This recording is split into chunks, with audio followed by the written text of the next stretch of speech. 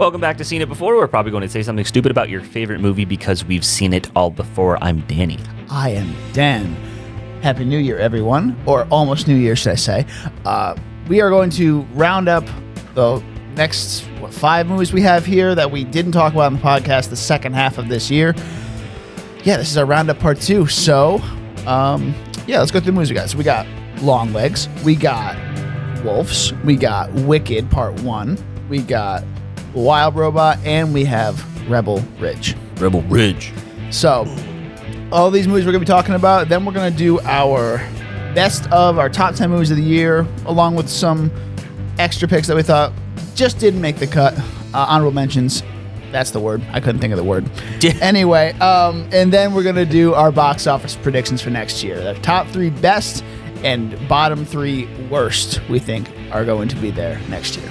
Without further ado, let's get to it.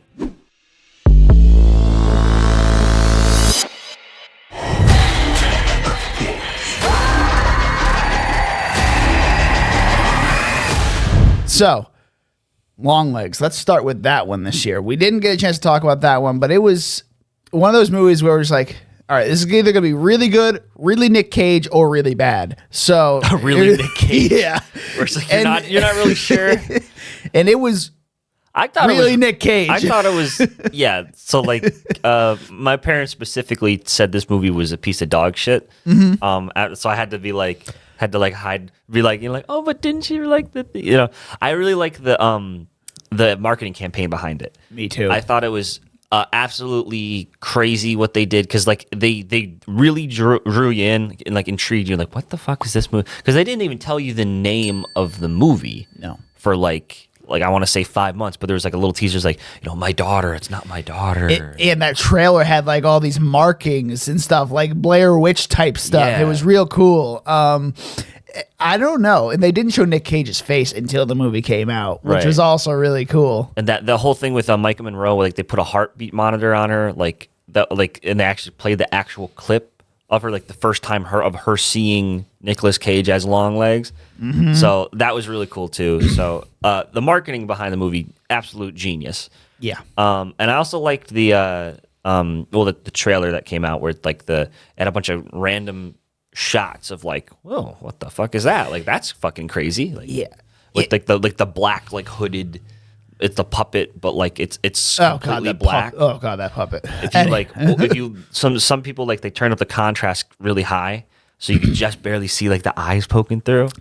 Yeah. Fucking creepy as shit, dude. Yeah, if you have a fear of dolls, don't watch this movie. Yeah, no. Because it is terrifying. And then it also gives like the Hill House vibe of like these demons hidden in the background throughout the movie that you don't notice. Mm-hmm. I only have caught 3 of them in my second rewatch, but like I'm sure there's like at least 10. And that's another cool thing. It's every time you watch it, you want to go back and find something different each time. And that's great movie making. This movie was it had all the best parts of Zodiac, with like the obsession and the methodical, like, figuring this stuff out, and then it also had all the best parts of like a supernatural kind of like cult. And I think it's quick. It's like it's like an hour 45. I think it's a quick watch, even though it's kind of like a slow burn, but it moves, and I like that about it. Yeah, the opening, I think it is the opening scene. Just like something happens where like oh fuck, like just matter of fact, And then the ending also shock value. Yeah, it's like, oh, the doll is just coming to life. Oh, okay. What's going on here? Was it her mother that ended up? Her mother killing, made it. So somebody back when she was a kid, Long Legs like was gonna kill them. And then she made a deal. It's like, oh, I'll help you out. And then she's basically Long Legs, and Long Legs is the one infusing the puppets with the souls of the demons and stuff. Well, he was dead. He smashed his face into the that was wild. Yeah, it was very much like a Joker moment. Like, oh fuck, I got these scars. Yeah, yeah. How do they say it? Nick Cage would make he's Superman now. Well, he was. Superman. He was Superman for a brief second. That was my favorite part of the Flash, because I'm just like, they finally fucking did it. My favorite part was the baby in the microwave. Oh, what are you talking about? That was weird. Anyway, all right. So Long Legs. Quickly, what do you give it? The more that I've had time to kind of like process it, I'm gonna give it like an 80 because I think the answer to the mystery that you're kind of wondering is kind of lackluster, and it kind of doesn't pay off all the atmosphere and how well done it was before. I'm just like, oh, it's just Yeah. I like the whole vibe of this movie, the eeriness, the Nick Cage is just the icing on the cake right there. Man, I can't think of words today. I don't know what it is, but it's got a vibe. I'm here for it. I'm giving it an 84. It's a solid movie. nice. Yeah. Who are you? I'm here to take care of your problem. Who called you? All right, let's move on to Wolves, which we actually watched together. Yeah. So, like, what, a month ago? It was, yeah. It was just, hey, fuck it, let's just watch it. Yeah. It was like, you know what? We need to watch it anyway. We're going to have it for the roundup. This thing. I can't think of words. What is going on? Okay. We have a podcast where we Can't even. we have word. We speak with the words. One is eloquent, one is like, and that's me today. All right, here we are. So Wolves, Brad Pitt, George Clooney, Ocean's reteaming here, and John Watts directing it. Yeah. So I mean, the Spider-Man Homecoming trilogy guy. I don't. So that when this movie came out, I definitely remember people being like, "This is stupid. Why is it called Wolves?" And like, there's like a whole spin-off movie that was planned too with this. Yeah, like, which I would have liked to see it. Like, yeah, but it's an Apple TV original. And this movie has exactly that because it was our humor. We were just having a beer and just watching this movie, and we were having fun watching it. Like, it was like, I was like, at the beginning it was a little slow, and I was like, all right, what's going on here? But like, it starts off with what's his face's wife from The Office, Holly. Holly, yeah. And then Brad Pitt comes in, he's the cleaner. George Clooney then comes in as another cleaner for the hotel, and then they're just like, all right, what's going on here? Yeah, it's a.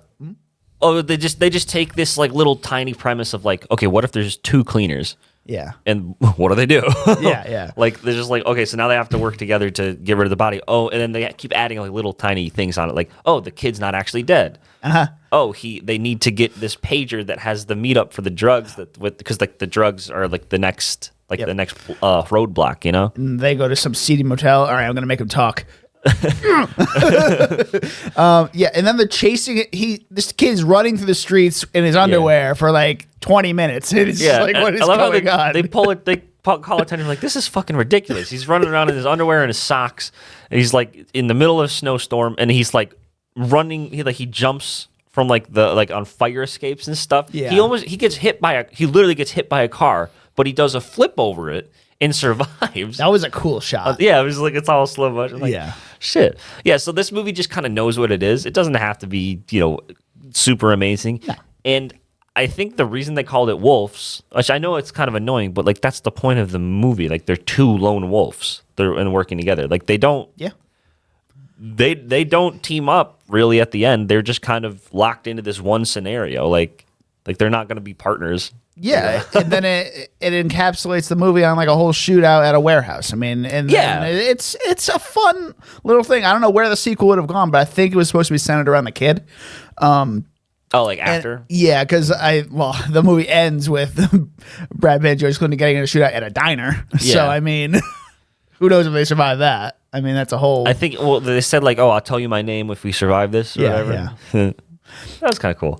It was a fun like hour and a half, hour 40 minutes. It was good. I give it a solid 78. It's good. Yeah, I agree with 78. Yeah, it's a good name. It's good. good. It knows what it is. It's the wizard who should be afraid of me. Wicked Part 1. Let's talk about this one. I'm going to have you start this one. This is a tough one for me because it's definitely not my kind of movie. Mm-hmm. I've been inundated with musicals. What, you mean you're not defying gravity after watching this? No. Well, okay, so like, I can recognize it's a very well put together movie. It's a very good musical. John Chu directed it. I'm not shitting on the movie. It's just not for me. Yeah, that's fine. So because like I just don't like musicals. Broadway music just not my thing. Yeah. I thought it was funny that because Ariana Grande's dating the SpongeBob guy, right? Is that the thing? I don't know. Somebody's dating that guy, and they're like, "Why is she dating?" I think it's Ariana Grande. So maybe the whole movie, I was thinking like, dude, this guy's just getting cucked in the whole fucking movie from his girlfriend. The music was good. I enjoyed it. This is my introduction to Wicked. Like, was it your introduction as well? Okay. So I like the whole premise of like going to another world of Oz, like before Dorothy, or I guess it starts after Dorothy. Before, and yeah, and it's cool. It really drew you in. I was watching this whole thing. I mean, I was like, whoa. I didn't really look at my phone or anything. I was like, holy shit.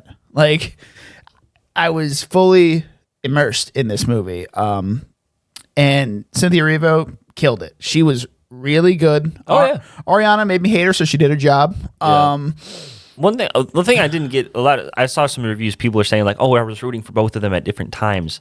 I'm like, I didn't like, or Glinda, whatever You're her not name supposed is. to, so. I didn't like her like at all ever. Yeah. So, but like, so I never was like invested in her like doing her thing. Fair.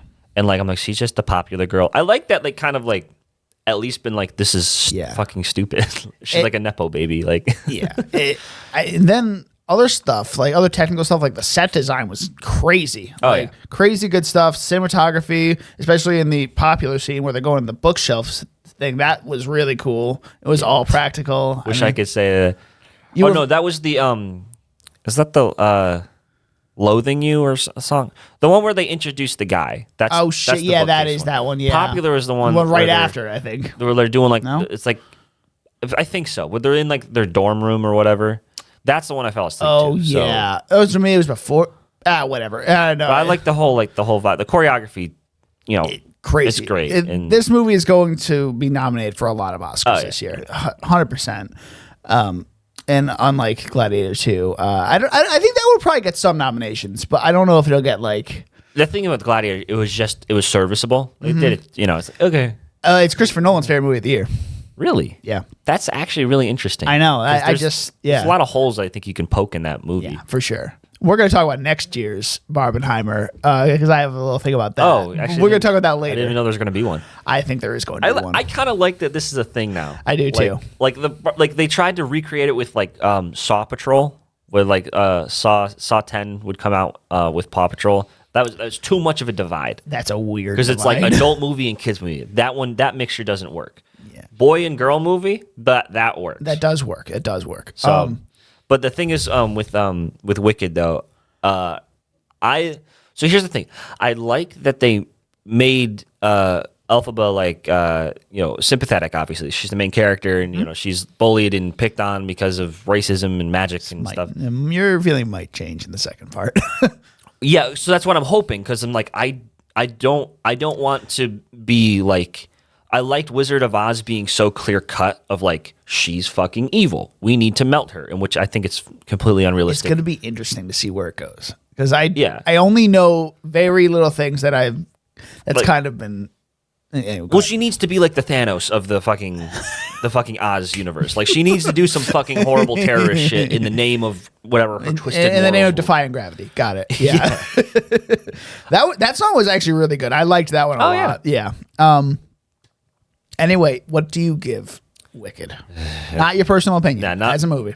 Personal opinion, I would give it like a 60. But because I don't want to watch it again. But I could definitely recognize, very well written, very well put together, choreographed and adapted. Yeah, all that stuff. Especially for part one, because I know that like I know that they doubled the runtime. Yeah. So, and they made it work. I think they did. So, yeah. They added a bunch of stuff and it made sense. And so, I think technically I'm gonna give this an 88. Ooh, that's. Yeah, I think it's very well put, and people love this movie. So I was gonna give it an 85. It's a very good movie. It's a very good part one. It immerses you in a way like I don't think any other movie has really done this year, and it does its job. It's a great technical feat, a great acting feat, a great musical feat. Yeah. And I think it's probably the highest grossing musical of all time. It might end up that way.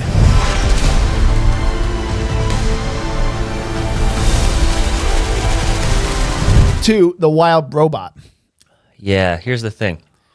I tried real hard to squeeze that one in. You couldn't get it? I just couldn't do it.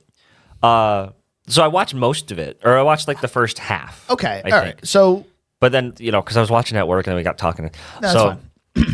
I did see the trailer, so I know what it's about. And I thought it was obviously the animation I think is insanely good. DreamWorks hasn't been missing. It's fucking that shit's great. Yeah. And I like the whole idea of like this robot adapting to talking to the animals, and then I guess being the mother to this duck, or is it a duck? Or Yes. Chick. Yeah. Yeah. So it was already heartwarming from what I saw, and then once she started talking to the fox, that's when I kind of tuned out. But Where did you leave off? Well, the last thing you remember, I guess, should I say? they started talking like the fox. Her and the fox started talking and hanging out. That's like 20 minutes in. Yeah. That's not halfway. Well. But it's okay. The fox is Pedro Pascal, and he's great. Yeah. So after that, the whole movie goes on this journey of obviously her becoming one with this environment of animals and really learning to have a heart and not be a cold-hearted robot. It's a really heartwarming story, and eventually the duckling grows up, finds its place in the world. Another duck family make the trip south to wherever and the robot's just like, what do I do now? Oh no, she got empty. She's nest like, she doesn't syndrome. know she doesn't know what to do now, and it's a really moving part of the story about that. The ducks go through this robot factory where she works and everything, or she's from. Obviously, she didn't know where she was from. Yeah. She finds another robot in a cave. It's really cool to see how it evolves over this movie. I don't want to keep spoiling this movie for you because I want you to finish this movie. Yeah. I saw. Yeah. So I thought it was just going to be like, a robot crash lands on a random planet. Is it Earth? Or is It just- seems like an Earth-like planet. Yes. okay. So she just crash lands, and then she just pretends to be like an animal. That's what I got from it. But like adding in like the whole fact that the human factor, like she's a mother now, and she has real complex moral dilemmas. Yeah, it makes you care for a robot. I mean, it's Yeah. just that's a hard thing to do, and you got to make it you relate to it. It's a whole human connection thing. Yeah, there's a whole scene where she helps find the animals that are freezing in the cold and brings them into her shelter. Whereas this big bonfire, they're all, like, oh, I don't like you, I don't like you, I don't like you. And then they all end up liking each other. And it's We can all get along. yeah, if we literally, just try. it's a good story. It's a timeless tale, and it does its job. Like, I don't know, but it sounds cliche, but the way it's done is really, it's well done. So this is one of my favorites of the year. And Yeah, you're gonna James find would out. not shut up about this movie. And so we saw it together, and we walked in, and he's like, "Oh, there's a lot of young kids here." I'm just like, "Why?" And he's like, "They're in for a rough time." Oh my god. and yeah, there was a lot of young kids there. This is like 5 weeks into its theatrical release. This is a full theater. Oh wow. It was weird. It was like a 4 p.m. afternoon showing. And yeah, so there was that one point. There was a lot of crying in that theater. I was like, "What the fuck?" I mean, it was. I did get teary eyed, but I didn't full on cry. But it was good. This is a solid 90 for me. Okay, I can't judge it yet, but Yeah, you gotta finish it. You gotta finish it. It set terms. You need to be very, very careful. Let's not do that. All right, let's move on to our last one, I believe, which is Rebel Ridge. Rebel Ridge, yeah. All right, take it away. This is one of my favorite movies of the year. Jeremy Saulnier or Saulnier. I Saulnier? think. Yeah. He was always kind of like one of those directors that like just is always under the radar, but he does these like really gritty, slow burn type movies. Yeah, Green Room. Like Green Room, like that's the movie's fucked.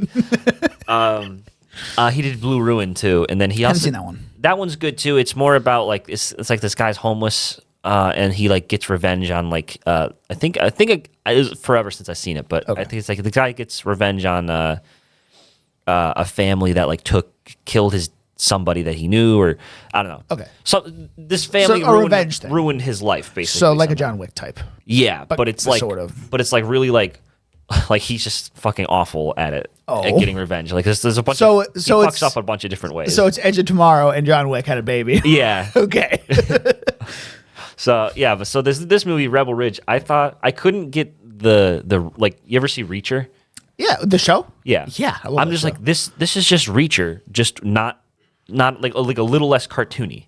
Yeah, honestly, 'Cause, like, it's it's like- a really good he's just- way of describing it. He's just this guy that comes into town. Well, he has to like, post bail for his cousin. yeah, and obviously like you got the standard like, oh, the cops suck, they're racist, they're gonna give this guy a hard time. They fucking steal his shit. Oh yeah, And I like that like he's not like, you can just tell he's military, but I like that like it's not like so on the nose. It's like these guys are awful. He's just like, you know, you can see like the subtlety like of like, you know, no officer, and it's like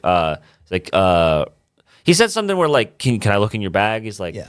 he's What was like, that "No." acronym he gave for what it was? Or they found out because they were like, "Oh, there's this acronym." And McMap? McMap, yeah. Yeah. That was it was good. Well, I And fucking love he that just scene totally where- disarmed the dude, like quickly. I was like, "Whoa!" Well, because he's like pace, you know, Yeah, like there's like yeah. there's like primary. It's just for primary, and then I have alternative. Yeah. That's our deal that we apparently didn't make. Yep. Then C, I think, is a contingency. That's the restaurant that he shut down. He's like, that's the restaurant that you sent your boys to. Now E, and he didn't say what E is. I don't think.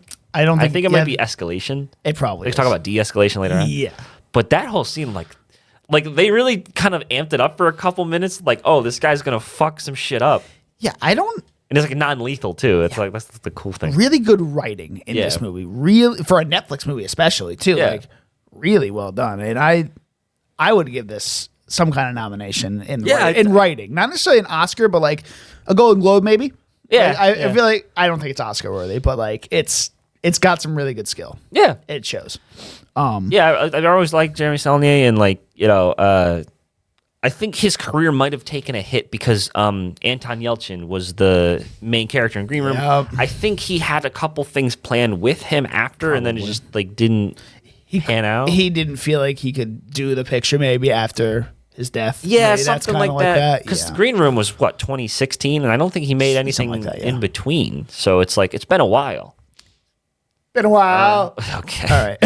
Sorry, I had to do it. I guess if you want to criticize it, I guess it's not the most original thing.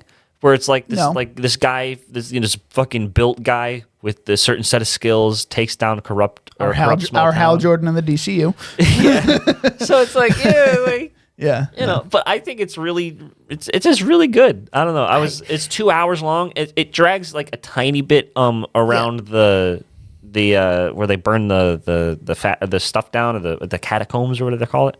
Oh yeah. courthouse? Yes. But That I was like- a cool scene. I like the kind of realism of like, okay, we need to get the SD cards. There's a Need to get- 3-minute thing on the lights and stuff, and like it makes sense because like why the police are corrupt, because they get they're in a tough spot too, because they, you know, obviously they suck as people, and they harass people, and you know. So then that gets blown out, you know, well, not blown out of proportion, but blows up. And then they get defunded, but like they still have to do more jobs. They still there still needs to be there. Yeah. So and then that also comments on like what is actually kind of happening now, like the logistics of defund the police. Yeah. It's a modern movie. It's made for modern audiences, and it works Yeah. for what it is. What do you give it? Yeah. I really like this movie. I'm gonna give it like a 92. Whew. Yeah. Yeah, I think I'm gonna give this. I think I'm gonna go with the same thing I gave Long Legs. It's an 84. It's a solid movie. There's nothing wrong with it, but I don't know. I guess it's not like my favorite movie of the year. That's kind of like where I'm trying to rank it. Like I'm looking at my rankings. I'm like, do I have to change these right now? But like I don't. So yeah, it's solid movie. Cool. All right, let's move on to our best of the year. My honorable mentions for the year are The Substance, One single injection unlocks your DNA and will release another version of yourself. very good movie. Very weird, but very good. A Quiet Place Day One.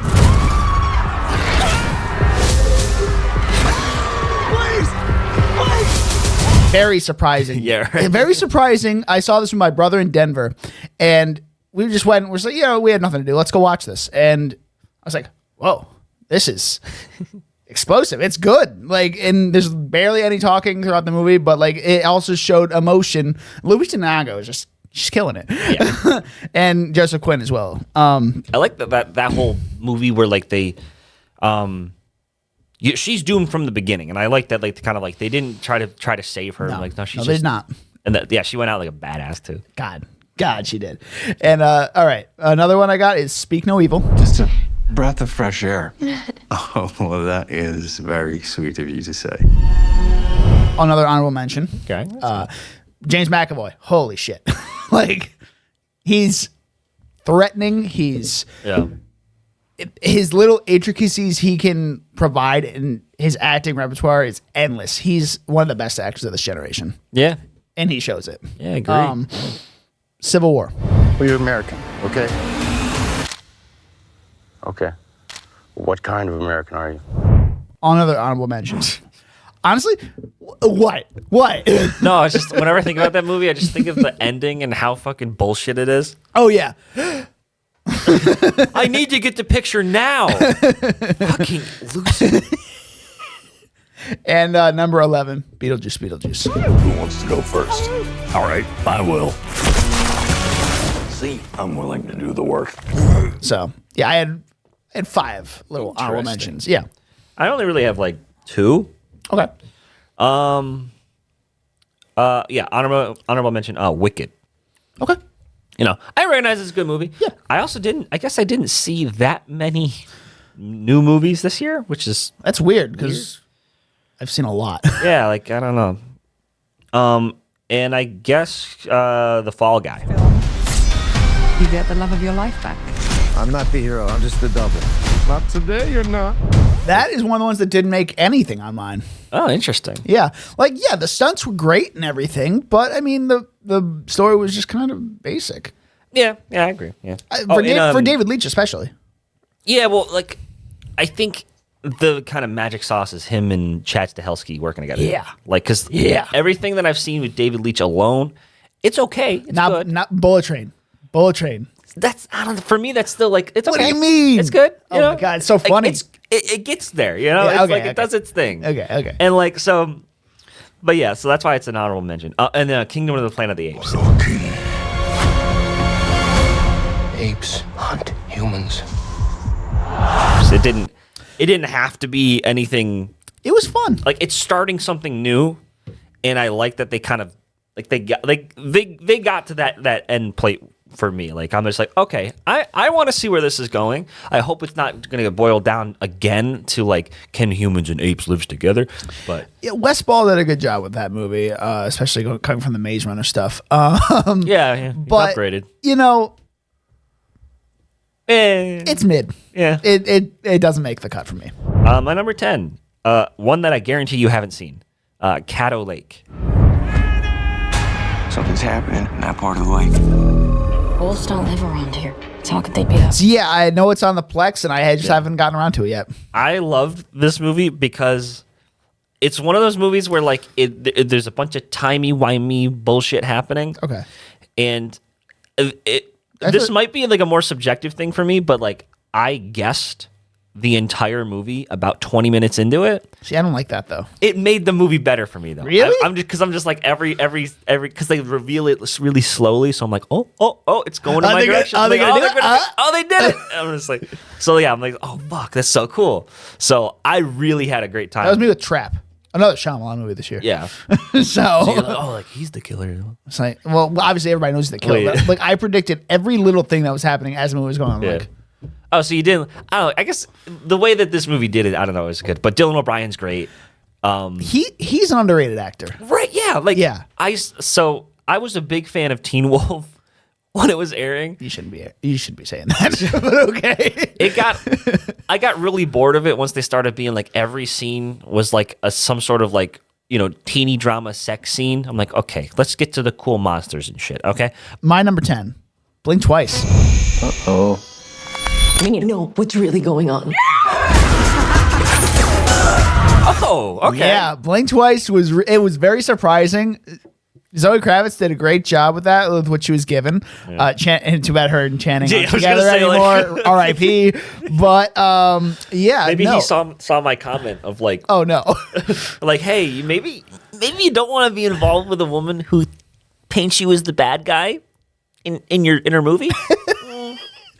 It's like I thought of only you for this role. That's fucked up. Yeah. But yeah, no, this movie is a classic revenge tale, but also kind of like figuring out what the hell is going on. It's a good murder mystery revenge story. Yeah. Just fun. It's a really fun movie. Yeah. All right. My number 9. Another one I don't think you've seen. Juror number 2. Let me just ask you one thing.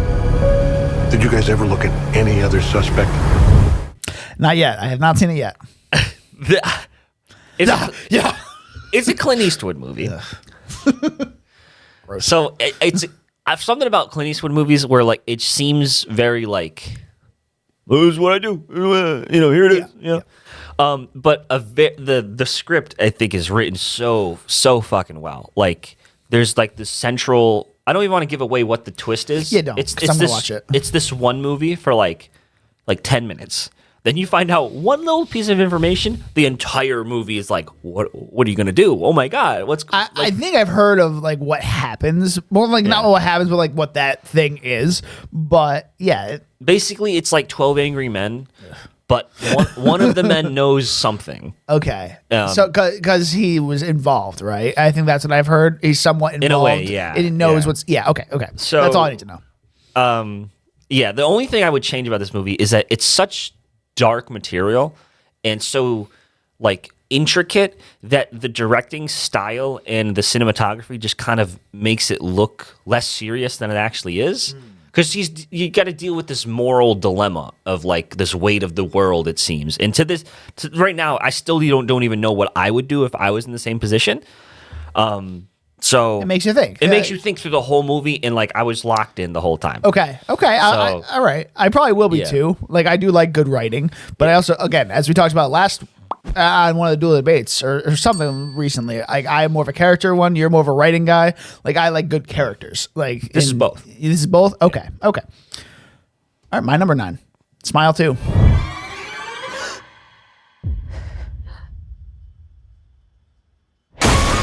Oh, okay. Smile 2, it's just Smile 1 on steroids, and it just keeps getting better. I don't think they're going to do the third one. Like, they do leave it open for the possibility, but, like, some of the twists in this movie were just dialed up to 11. Like, the whole thing with her mother. Oh, my God. Yeah. Like that was wild.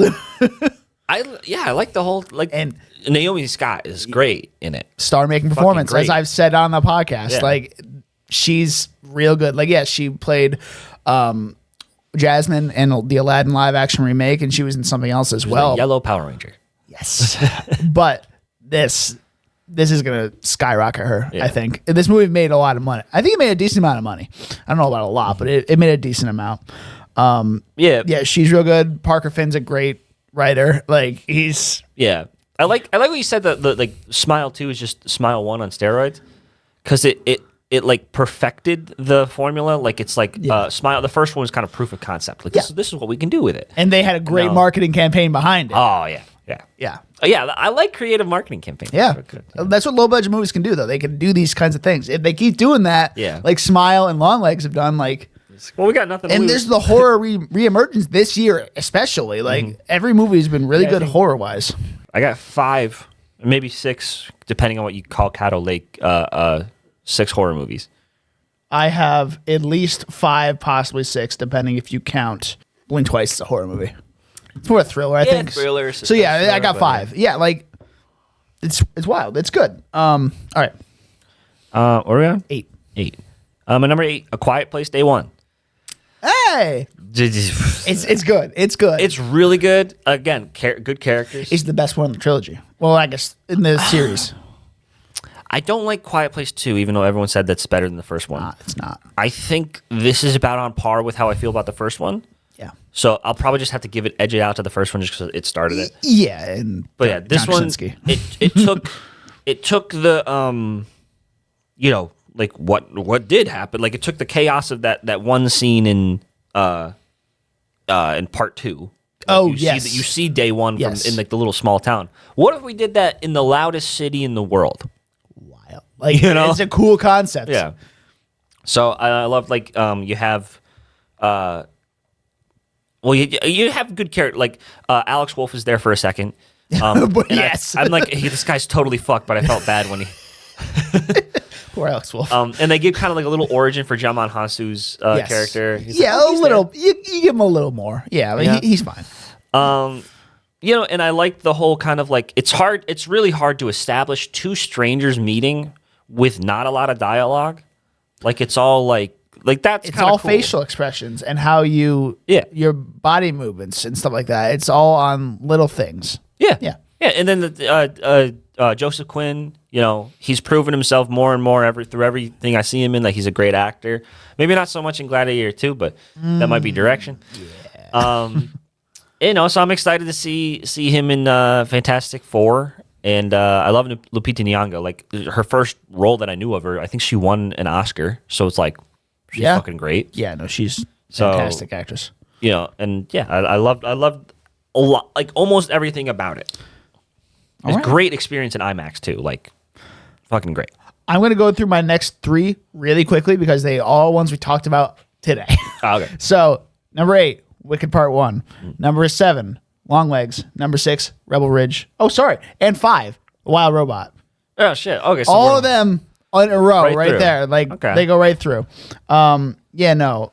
Wicked, great. Longlegs. And Rebel Ridge, great writing. And Wild Robot, just one of the best animated movies I think I've ever seen. Nice. Like, top 5 animated movies ever. Damn. I guess I gotta watch this. I think you do. I think you got to finish it. Maybe I should change my answer for a question that we're doing. Dual the debates coming up. Oh wait, no. 'cause Well, that's 20. Yeah. All right. So, yeah. So, I'm good for a bit until number 4. All right, number 4. So No, okay. yeah. So, you go. So Number 8. You're 7. number 7, I saw the TV glow. The full potential of our shared powers. Sometimes the pink opaque feels more real than real life. I wanted to add that one, but I just need to rewatch, but I haven't gotten around to it yet.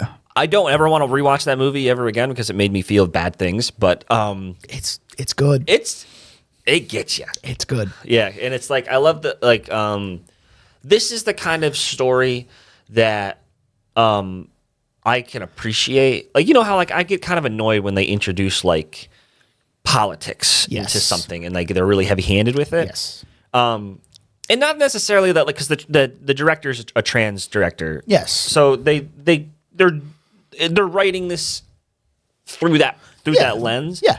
And I think it got across while telling a very interesting, intriguing horror movie with great visuals and stuff.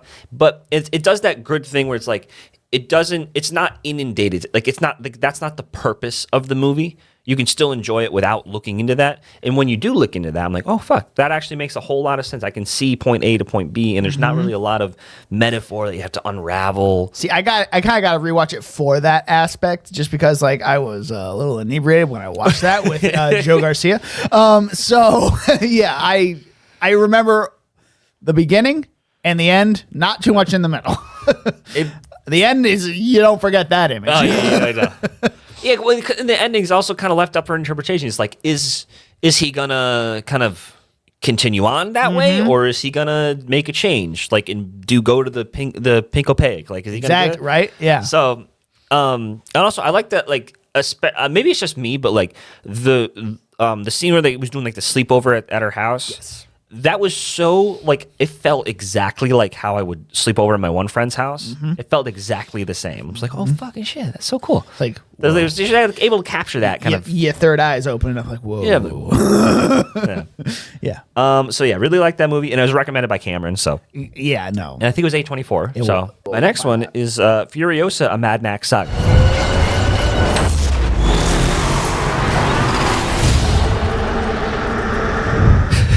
I'm sad that this one flopped. I really am because I saw it twice. I thought it was Trash. I thought it was almost as good as Fury Road. I don't know why. It was 824, by the way. okay. So yeah, Yeah, Fury, but like I liked Anya Taylor-Joy. she was good. I liked her, even though she didn't talk like at all in it. but really good. Like I bought her and Jack's. I forgot his name. Yeah. Praetorian Jack, I think his name. But he's That guy. That guy. I like their whole thing that they had going on, and I love Chris Hemsworth as Dementus, and I liked how like I didn't really like you can respect a Morton Joe because you have Dementus come in, he's like, oh, I'm just a fucking idiot, like yeah. And then like and Morton Joe's like he's like that guy. He's and the you really guy. Even though that guy is actually dead in real life, but Well, yeah. yes. But you get like the whole thing, like okay, this like, and they built the world a little better. I will give it that. It made the world building a little better with this movie. But I just didn't get the appeal of it. Chris Hemsworth was good. Anya Taylor-Joy was good. It wasn't as good as Fury Road. Fury Road, Yeah, I think- nothing will ever be as good as that. That movie is Yeah. just so tight, so good. Yeah. Like, oh my God. And I feel bad for George Miller because like, all his movies get stuck in development hell for some reason. Warner Brothers. Is it just that? Probably. Well, because Fury Road itself was like 30 Well, I'm years sure in the there's making. probably like script issues and stuff like that he's like being stubborn about maybe, but Yeah. who knows? But I don't know. I'm sad that this one flopped, so that we're not going to get another one because he said the next one would only be based or would happen if Furiosa did good, and this one definitely flopped. So that's sad. My fifth one is Alien Romulus. Run.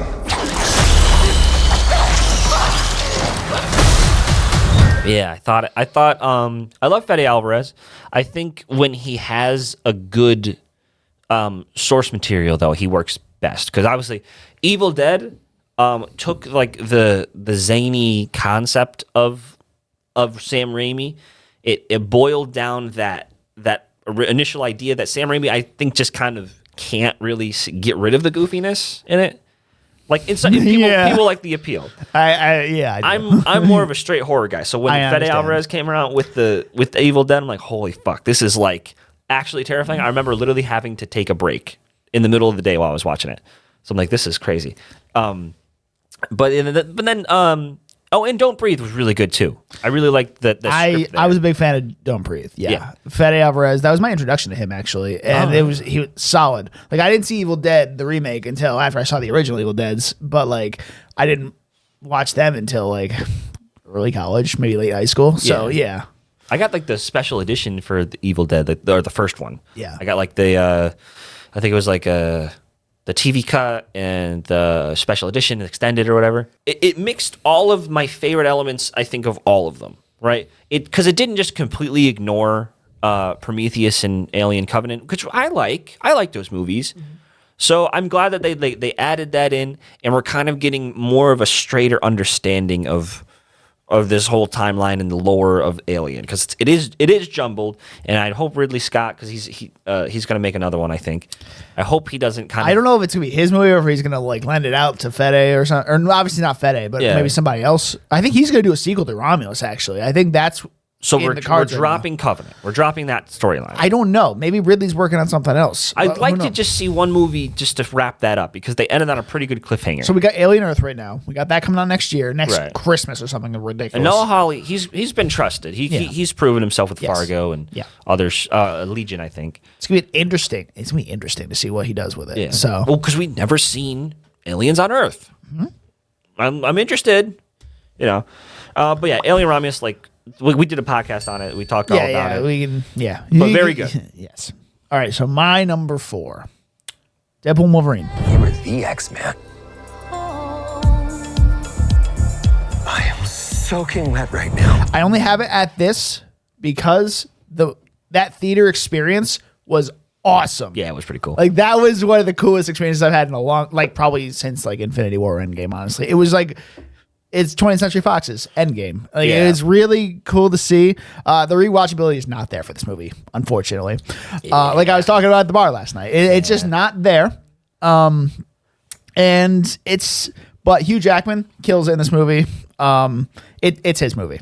It's his movie. It's not a Deadpool movie. It's a Wolverine movie, and it's real cool. I mean, he's gonna sing Music Man with no warm up. Like, I love that line so much. It's so fucking funny. It's very middle of the pack for me. I get it, but yeah, I'm just there because I did have fun doing that podcast though, because I took out a little clip of like it was like a literally like I think 2 minutes long of us just fucking around the whole time. Yes. Because like it started with Chris being like, and we're like, Sounds right. Chris, what's your opinion? He's like, huh? In the middle of the pod. Sounds right. And then we kept going like this on the table. And then I think James like threw something. Oh yeah, well we wanted to turn on the AC because it was fucking blazing in that apartment. Yeah. My number 4, The Substance. That's wow, that high? Yeah. Really? Okay. Because it's just it's one movie for like I want to say like an hour and a half. Yeah. And then like the last 10, 20 minutes it's just what the fuck? It's just fucking just goes for it. Yeah. I just love it so like it's like this new kind of genre, like where like you really kind of get involved into like this woman's whole like psyche and like her, but it's all through this distorted kind of Kubrick-y. It's another lens. good script. It's a really good script. And it's like I thought it was gonna be like kind of like Clayface from Batman. I thought it was gonna be a little like that. I mean, it kind of ended up like that. Yeah. But there's more to it where it's like I thought they were the same person. I thought it was the same consciousness. They said it kind of was, but like it's not. It's you're creating a whole other person that in the weird spine shit. Okay, whatever. Yeah, the body horror is fucking insane. Dude. Like I think they might have outdone Cronenberg in The Fly. Like yeah. It was. Like it's a feat. I was squirming. Like, oh yeah, no, it's a feat, man. It's a feat. I'm number 3. Oh, it's Long Legs. Yeah. Hell yeah. Okay, so that's about it there. So my number 3. So yours was Long Legs, right? Number 3. Yeah. All right, my number 3, The Bike Riders. The club is changing. Running drugs, gambling. Oh, is that? That was this year. I thought it was. I was looking. It came out in 20. It was released in 23 for the circuits, but it came out this year. Oh, okay. I'll just add that to my honorable mention because no, that movie. I had no expectations going to that, but holy shit, Austin Butler, man. Yeah. Austin Butler, Jodie Comer, and Tom Hardy. Yeah. Whoa. I like it on Blu-ray.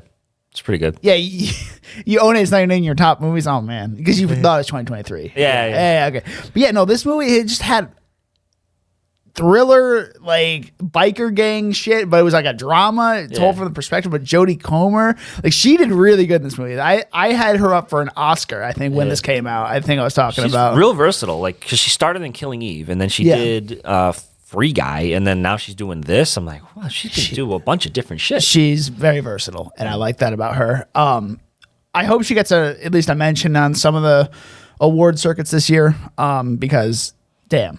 It might be a little too late. I know. Like I know. It's because it's a 23 movie. I know. Yeah. But so now with those rules though, is Late Night with the Devil? Is that I don't 24 now? I don't know. Because I know that didn't pop up in the filter thing. Yeah. But I know that I watched that in 24. So because I was waiting because I literally put it on my list.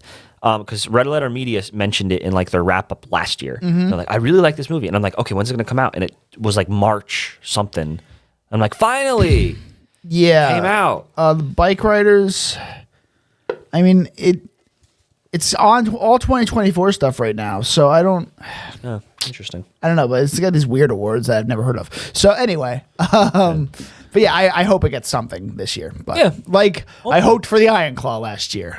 They were robbed. That movie's actually very like Zac Efron at least a nomination. Oh my god, he should have like at least something like that. And the writing in that movie is so good. Like anyway, I'm not gonna get on that anymore. Number 2, Rebel Ridge.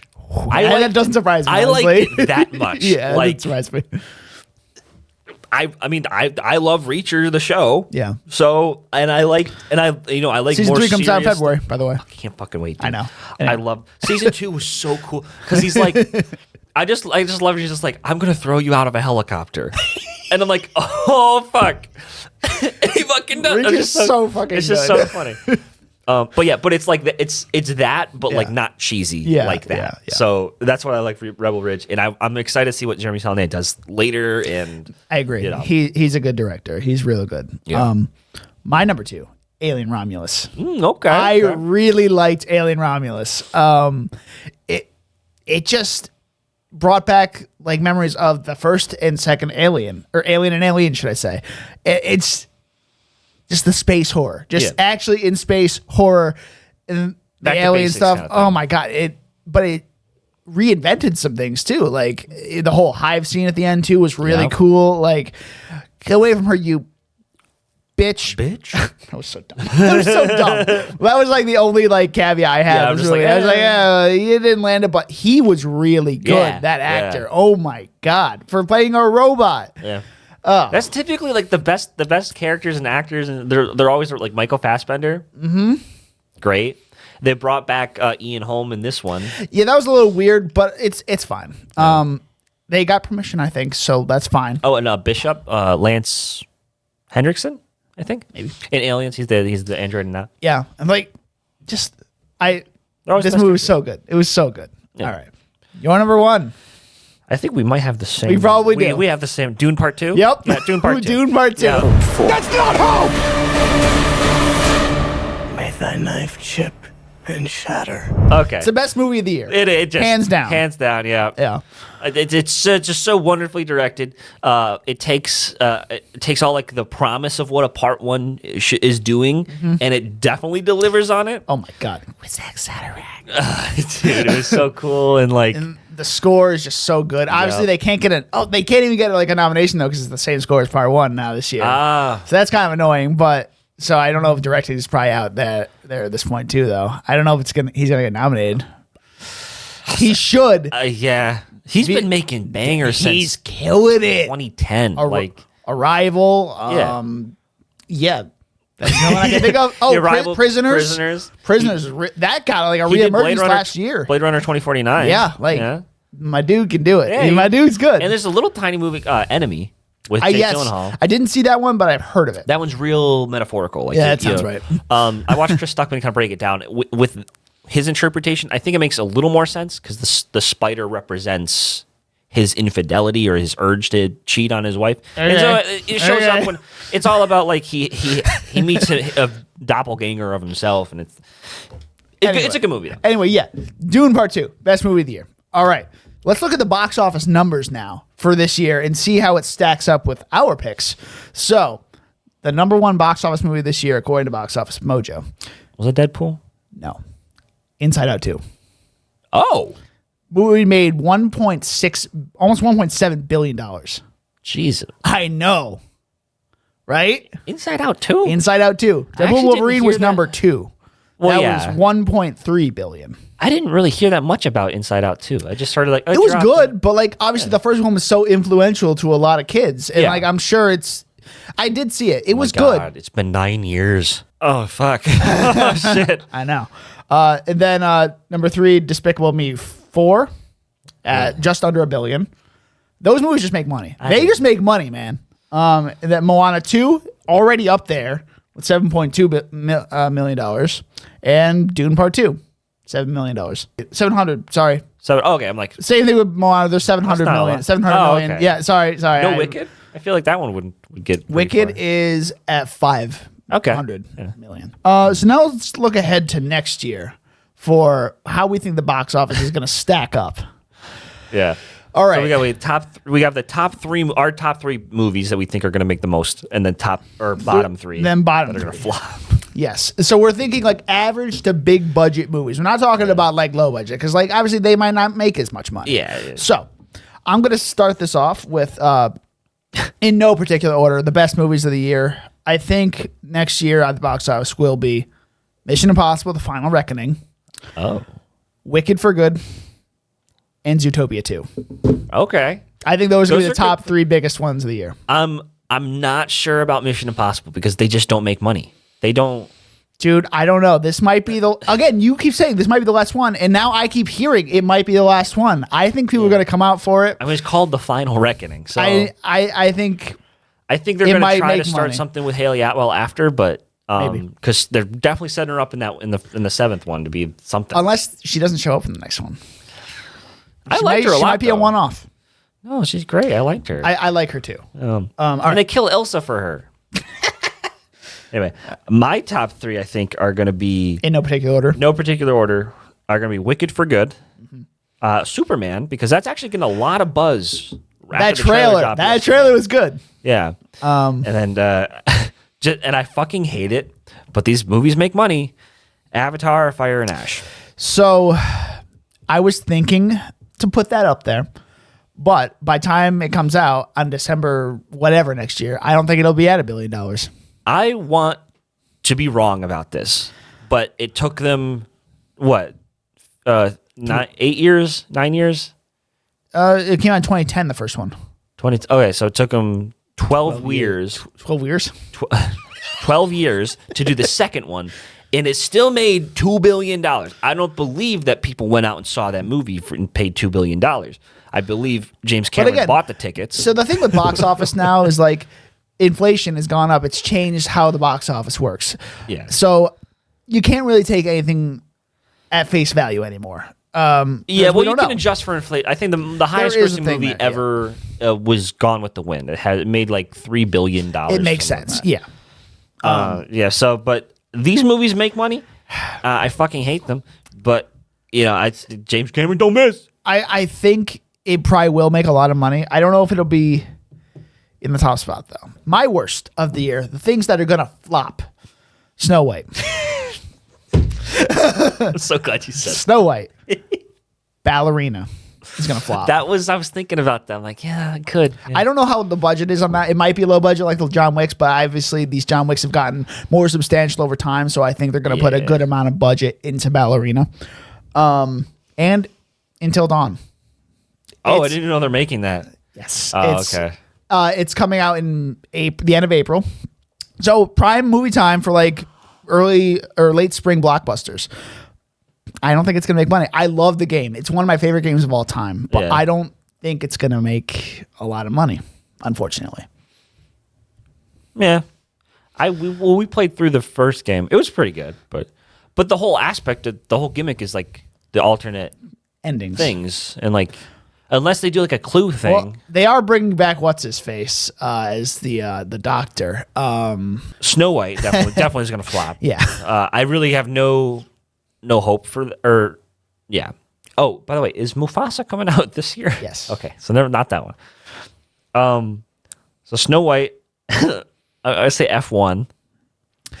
The Formula One. when is that coming out? July? I think so. So wait, okay, is that Universal? Because I don't know who's doing that. Because I'm trying to figure something. Paramount. Okay, because what I'm trying to figure out right now is there's the Barbenheimer for next year. What I wanted to talk about is on July 2nd, Jurassic World Rebirth comes out along with an untitled Universal event film. What is that? Because I don't see F1 on the schedule anywhere.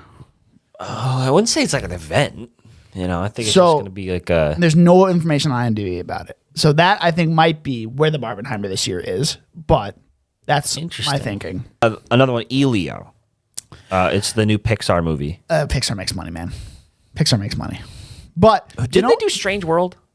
Who did Strange World? No, that was Disney. That was just Disney. Okay, well, that one. That one bombed. No, they did... Pixar did the Italian one. What? Italian fish boy. Oh, Luca. That one bombed. That was also during the pandemic. Same thing with Soul. Soul is so good. Soul was really good. Underrated. And I won the debate on that one. That's where we're going to leave this podcast. That's all we have. No, not that. It's a good movie. So, yeah, looking ahead to 2025, it's actually looking like a pretty good movie year. Like, we were going through stuff that's coming out next year. Yeah, I'm like, okay. I could see everything getting its money back. Like, I would be interested in watching a lot of those. And we're going to have to watch a lot of those in the summer. Like, from April to October, we're going to just crank it. So I just like that this year, there weren't a lot of like big franchise movies that were on my top 10. And like, I really like that because we're getting back to like more normal. Like, I had 1, 2, 3. Yeah, and that's really all I had. Obviously, 5, 6. 6 out of my 10 were original one-offs. Yeah, well, let's see. 1, 2, 3, 4, 5 of my 10 were original one-offs. So I mean, that's a good ratio. Better ratio than the years before. I know, honestly. But there's gonna be a lot of sequels next year. Yep, a lot of sequels. We're Seen It Before. You can find us on Instagram and TikTok with the handle @SeenItBeforecast. That's SCENE It Beforecast. And you can find me on Letterboxd. Yeah, Donut Man 96. Man, I almost did the Twitter. I almost did it. I didn't. We've never posted on Twitter like ever. Yeah. I think the account's still up technically, but Yeah. I'm Danny. You can find me on Instagram at Danny_Was, my letterbox and serialized at DJ Was, or my YouTube channel, which is just Danny Was. Next time we have Nosferatu. Nosferatu, baby. And I think that's the end of the season. I think that is the end of the season because we got some scheduling issues we got to work through for the next few months. But so, Dueling Debates will still be going. Not sure about Scene of War, when we're going to start the next season up. What season are we on now? 8. Holy shit. All right. So, So season 8, at some point in the next few months, we're going to try and get some maybe not new movies out, but maybe some older movies that we haven't talked about. We'll try and get those out in the next few months. But for season 8, you'll have to wait just a little bit longer. So until then, we'll see you next time.